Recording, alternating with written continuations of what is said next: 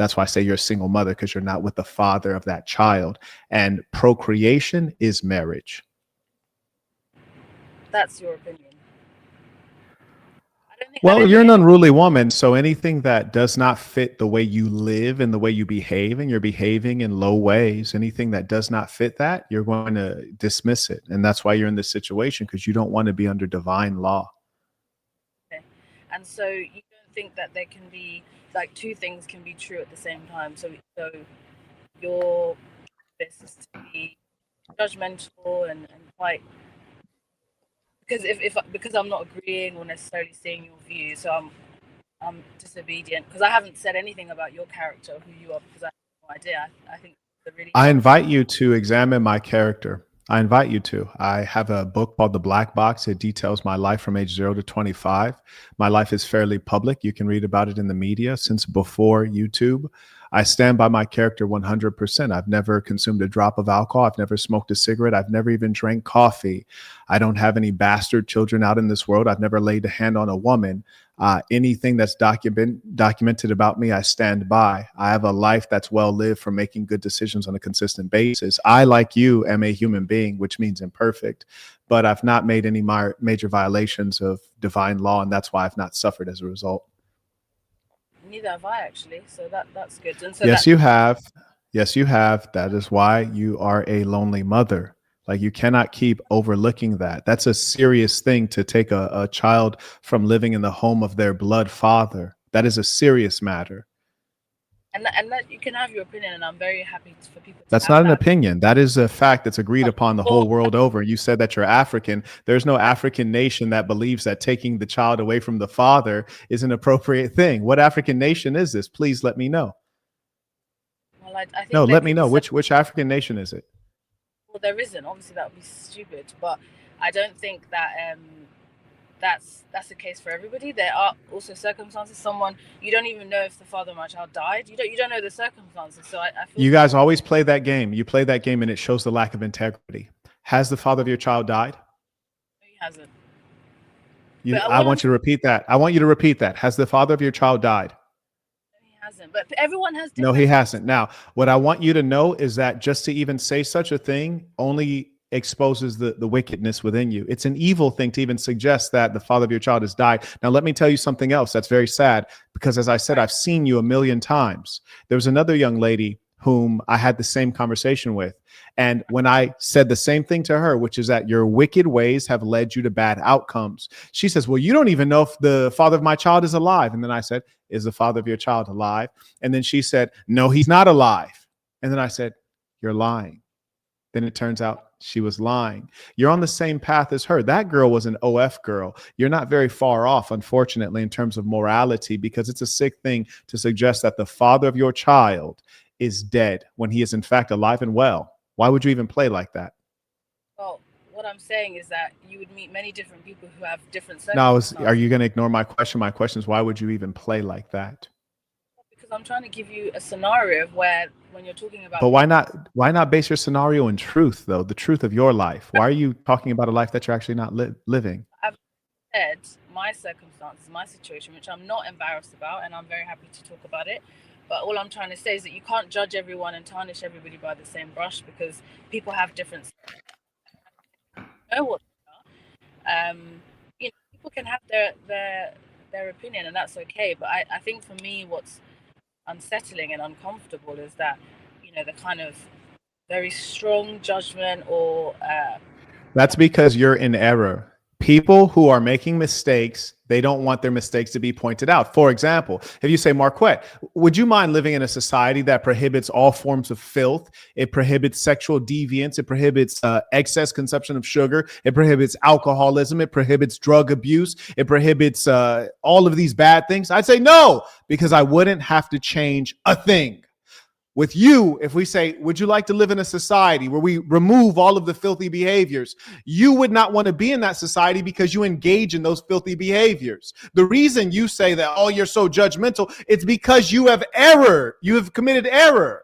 And when you are judged, you will suffer from the judgment. You're trying to avoid consequences. That's all that is. Instead of doing the honorable thing and saying, I have committed a mistake. let me correct it, or let me at least concede that it is in fact a mistake. That's the problem. It's no accountability. Precisely why a woman is not to lead. That's precisely why a woman must be under a man, because when a man commits error, a real man can acknowledge it and course correct. Conversely, a woman's, oh, don't judge me. Oh, don't judge me. Oh, it's okay. People live in different ways. There's different cultures. You say you're African, but you can't tell me what African culture condones your current way of living. None. None do. So I'm in complete agreement with you.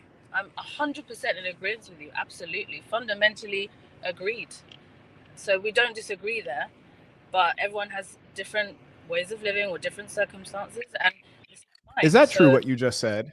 Is that true what you just said? Let's look at the language. You said, quote, everyone, meaning everyone on earth, has different ways of living.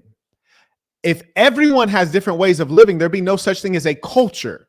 A culture represents a significant grouping of people, maybe like the Ibu or the Xhosa or the Zulu or the Shona or fill in the blank.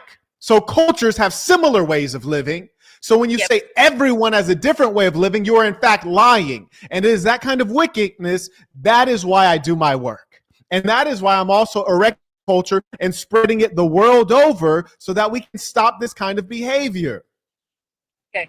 And so how do we go about doing that then? Go about doing what?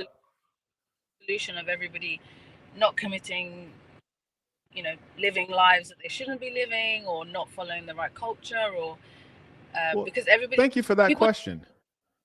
Yeah, I'm very interested to hear your I don't want to interrupt you, please. My apologies. That's okay. I'm very interested to hear your views because, people have different circumstances, mindsets, motivations. Yes. How to get to a point where we all see things the same way. Yes, I hear you. So, are you a genius? Because I'm not a genius. You're not a genius, or are you a genius and I don't know it? No, I'm not. Okay, me either. So I say that to say, because we are not geniuses, we're just everyday human beings. We can take what already exists in the world and try to take the best of it. One thing we know from the data, from our everyday observances, from common sense, even from our feelings, is that it is best that the mother and the father of a child be in the same household to raise that child. Agreed. And mostly the whole planet Earth agrees on that. Now, the question is, what are the impediments to that occurring? Well, one of the main impediments to that is female promiscuity. And it's a reasonable question to say, well, Marquette, what about male promiscuity? It's also a great evil, but the female promiscuity is a greater evil. Well, Marquette, well, how could that be? We're equal, aren't we? No, we are in fact not equal. We're not equal and we're not the same. You see, if you go out and you're promiscuous, you don't know who the father of the child is. Disgusting. If I go out and I'm promiscuous, we know precisely who the mother is and we know precisely who the father is. So if we wanted to proceed in family, we could very easily do that. That's number one reason why it's different. Number two reason why it's different is that if you and I both go out and we're promiscuous, you're stuck with the baby. And you have oxytocin, a chemical, a divinity that connects you to the child, whereas the man just carries on, starts a whole new life and a whole new family. So the burden of promiscuity and making mistakes is much lower for the man. So it is in protecting our women, in fact, protecting them from themselves, that I speak against female promiscuity. Now, Marquette, functionally, how do you prevent female promiscuity? Number one, having a culture that stigmatizes and shuns it. Number two, by training the youth, the girls, on what their trajectory should be. Number one, what is your purpose as a human female? Mostly you don't know because no one's told you. Your purpose is to indulge in family and find all of your joys through family, which would consist of being a great wife and an even better mother. And you raise them up knowing that your purpose is family. So let's achieve that sooner rather than later. And you teach them how to choose a man. You don't choose him by the yearnings of your loins. You choose him by his ability to be a husband and a father.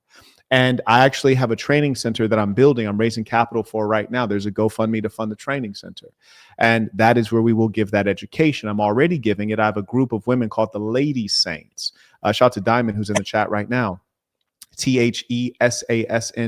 Click join. We have the Lady Saints. They meet on a regular basis. And we give this education. That is how we move the world forward. We have locations, sections, we call them, around the world, which teach us education on a regular basis. And that's how we're pushing it. That sounds great. But I'd like to touch on that sounds great, but tell me more about that phraseology. Yes, of course. I'm very happy to. So obviously, to have a healthy relationship, to raise a child in a healthy home, for also women to thrive, for men to thrive, it takes, in my view, it would